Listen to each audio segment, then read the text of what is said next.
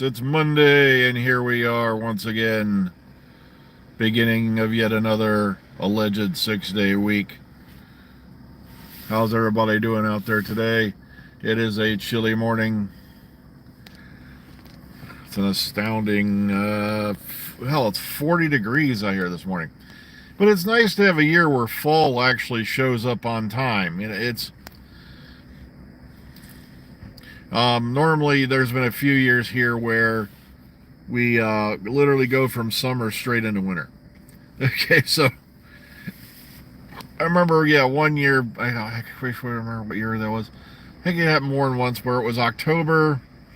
It was like 70 something, 75, 77 degrees.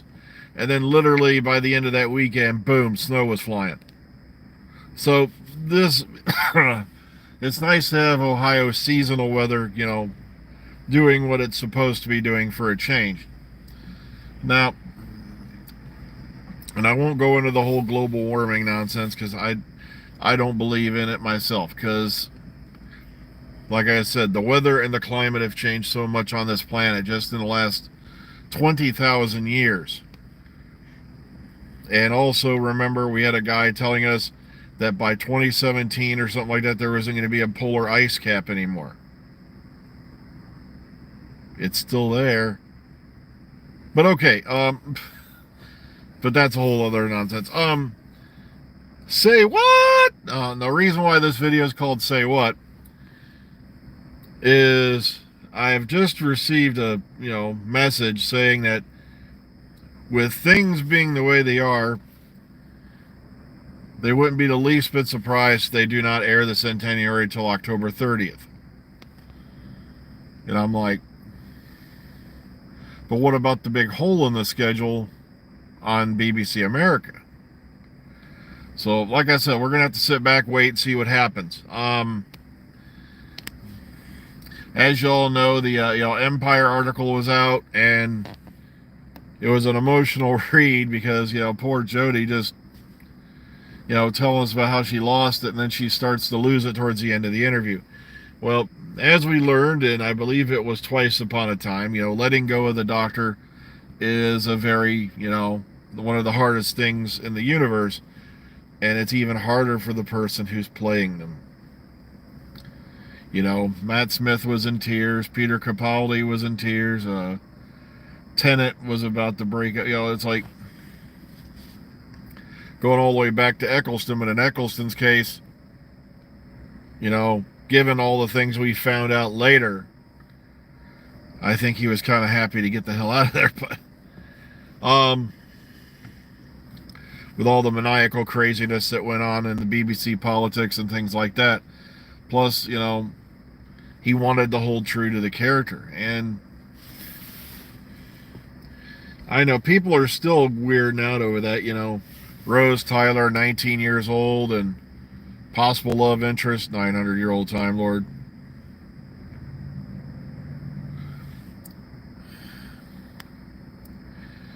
But, heck, you never know. Heck, James Gunn, I think, got married over this past weekend, if I remember right. And it'll hit me in a half hour, the poor actor's name, and I'm sorry if I forgot it again. But, he's 56, and I think she's 35.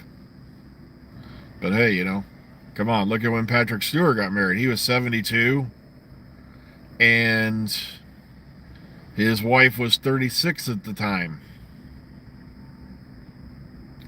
Crazy stuff. I just saw the actress's name. I can't remember. I saw it yesterday. She played Harcourt, Amelia Harcourt, on Peacemaker. But yeah, apparently they're married now. There was pictures of the wedding, I guess, and the receptions. And don't tell me Mick Jagger's married again. You'd think that guy would have learned by now. Oh no, I'm just joking. He married a lot of young brides. I remember one of the things that really got me going, and maybe I'm wrong here because it's been a while since I read this. This was well over a decade ago. He had one lady who had her, son genetically tested. Turns out he's the father. This is a Brazilian model who probably makes more in a week than I make in a year. And get ready for this. With child support and all that, she was raking in, I think from Jagger, like 30 grand or 35 grand a month.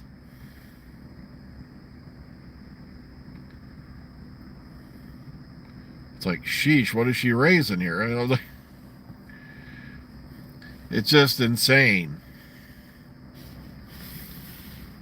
It's not like, she was living on the back streets of East St. Louis or anything like that. Oh.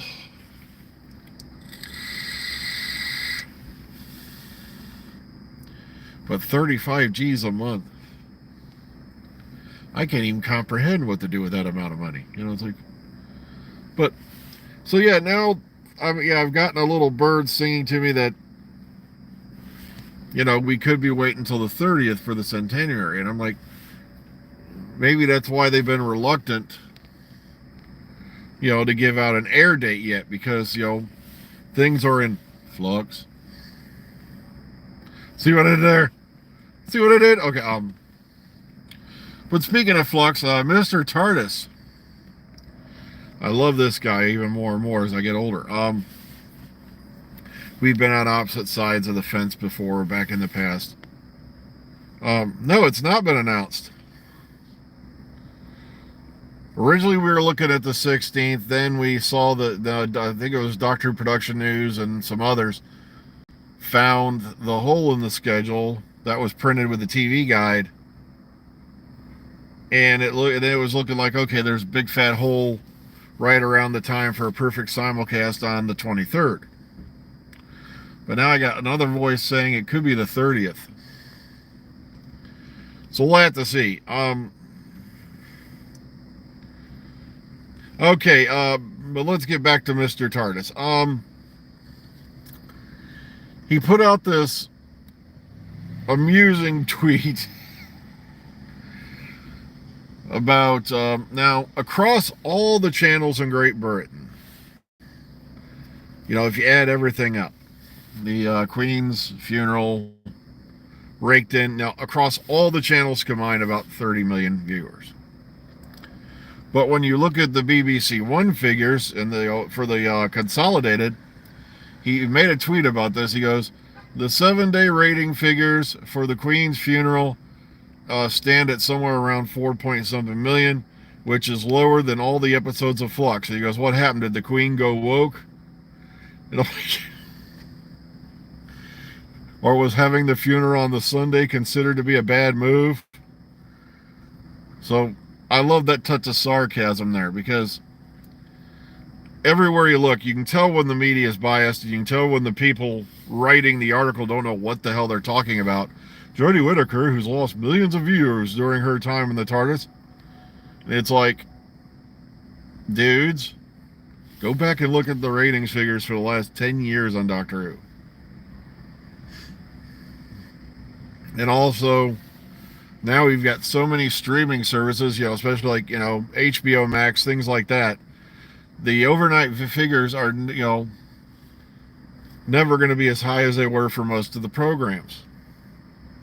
Come on, even Strictly was losing viewers because more people are watching it on stream than they are on the BBC One overnight. It's sadly the march of progress. Well, if you want to call bullshit on that, go talk to Mr. TARDIS. I didn't post it. I just thought it was amusing. I put a screenshot of it up on the Dr. Freedom page. I think it came out to 4.44 million for the BBC One overnight, and for the consolidated. I'd have to go look at the picture, which I can't do right now because I'm running the what do you call it? I'm doing a live stream.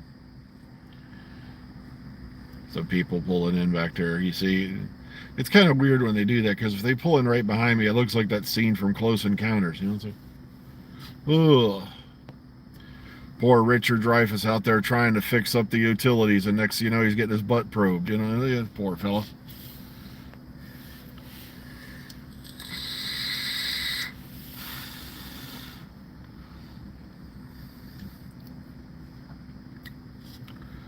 Oh man, YouTube is a wild and wacky place now. It's just crazy. Everybody is doing a reaction channel, and if you sit back and wait long enough, like remember when the two guys got the big ass, huge viral video because they were reacting to Phil Collins In the Air Tonight. Next thing you know, every reaction channel is reacting to In the Air Tonight, hoping to cash in on that. And that's the way YouTube is. It's a cash cow now. It's, sit there, watch a movie, and, if you hopefully cut it up enough so the bots don't detect it, you'll reap untold fortunes.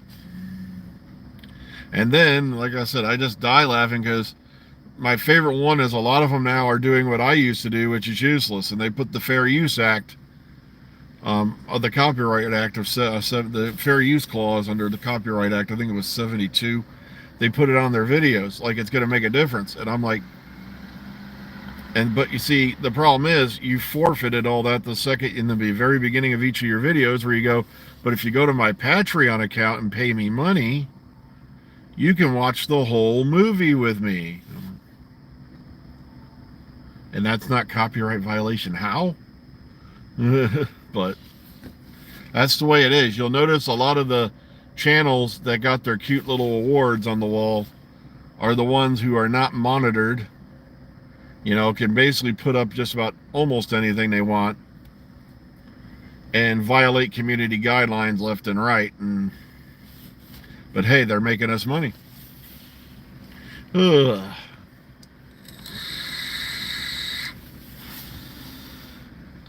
But the problem is you're dealing with a service now that is so huge that there's no way to manually review it anymore.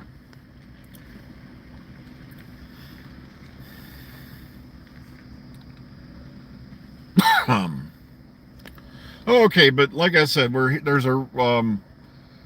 got a message in my inbox saying it could be the 30th before we see the centenary of this month. But like I said, we'll find out one way or the other, in the coming weeks. We'll just have to be patient, not lose our minds, and go out onto the nearest internet forum and type obscenities about a bunch of malarkey.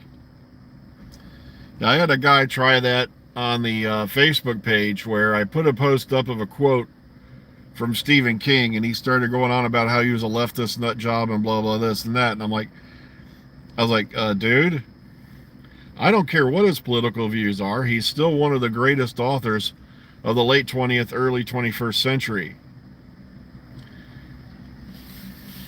If you want to go rant about celebrities and talk smack about them, there's a billion other forums on the internet.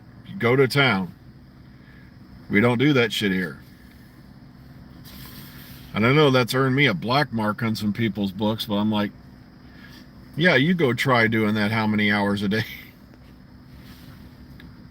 Matter of fact, here's a script. You do a read through for the doctor so I can make fun of you.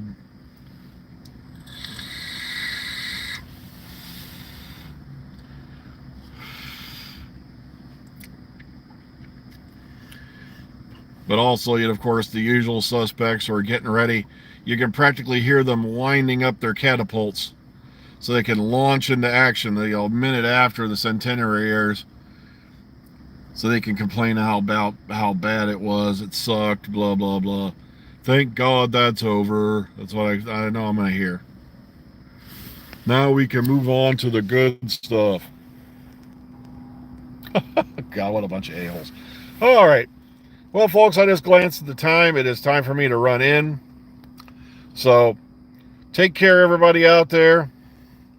Be kind, be calm, be safe. Enjoy your Monday. And hopefully we'll see you all again in the future. Have a great day, everybody.